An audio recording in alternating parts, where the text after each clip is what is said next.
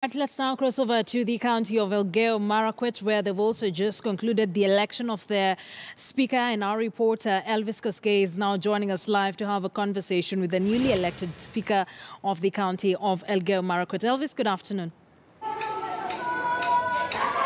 Good afternoon, Akisa, there in studio. And indeed, I'm at Elgeiyo Marakwet County Assembly, where I'll now be joined by the newly elected Speaker, Philemon Kiplagat Sabulei. Remember, Kisa, the Elgeiyo Marakwet County Assembly, it attracted more than 13 applicants in the Speaker's position. And maybe, Bwana Sabulei, you're the newly elected Speaker in this county.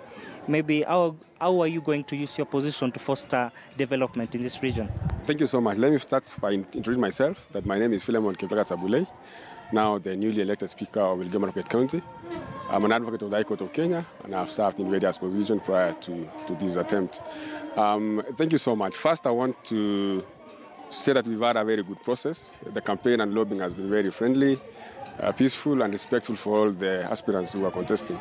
I must also say that we've had a very good opportunity to interact with all the members of the County Assembly, and by this moment, at least, we are able to start together and work together.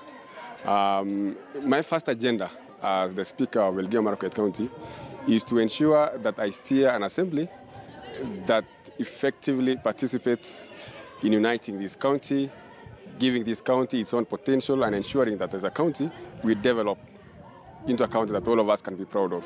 I want to steer an assembly that remain with high fidelity on its own responsibility. That includes the issues of legislating, the issues of oversight, and even supporting the county government in effecting its constitutional mandate. Okay. Yes, maybe if I could cut you, can you talk to us about the lobbying? We saw an intense lobbying between you and Kipsei, who came second, and we saw intense lobbying. And also talk to us about this grueling battle between the two of you. The lobbying was without doubt very intense. The beginning was even about 20 candidates, and then it narrowed down to the number that now eventually, who gave now the papers. I think there were 14, 13. Yes. And the number in itself was so confusing even for the members themselves, because imagine one county assembly member now receiving requests for speaker vote from 10, 12, 14 people. So it was a very chaotic process.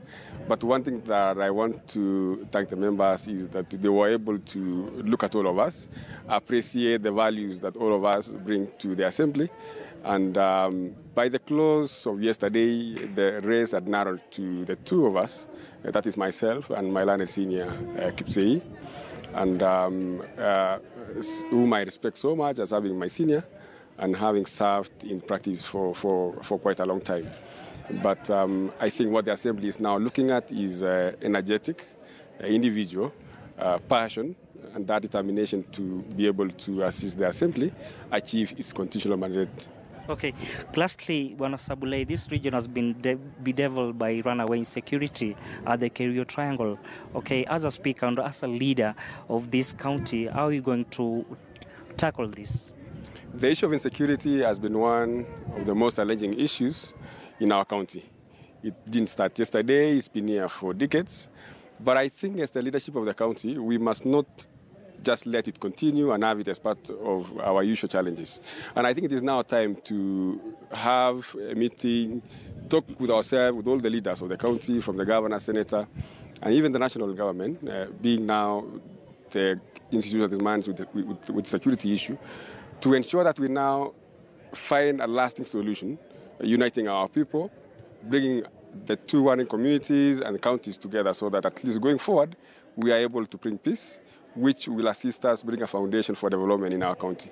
So I think it is time, as leaders and county government and national government, that we need to do a proper check, determine where is the problem, and be able to cure this cancer before it goes to a more worse situation. Okay. Many thanks, Bwana Sabulei. Akisa, also with me, I have the outgoing speaker, Albert Kochei. Yeah, thank you so much. First of all, I really want to congratulate my friend, Advocate Sabulei, for his election as the second Assembly Speaker. And I know that the fight has been very intense, but so be it that he did a very good job. And I want to welcome him officially to serve as the second Speaker of Elgeiyo Marakwet County.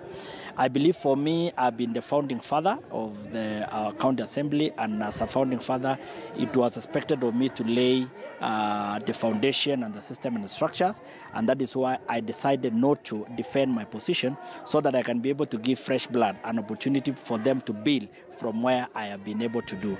I believe strongly that I'm going to work closely with the current administration, that is the governor, the senator, and the speaker, so that we can be able together, we ensure that the county of Elgeiyo Marakwet County is succeeding, and I believe that that is the way to go.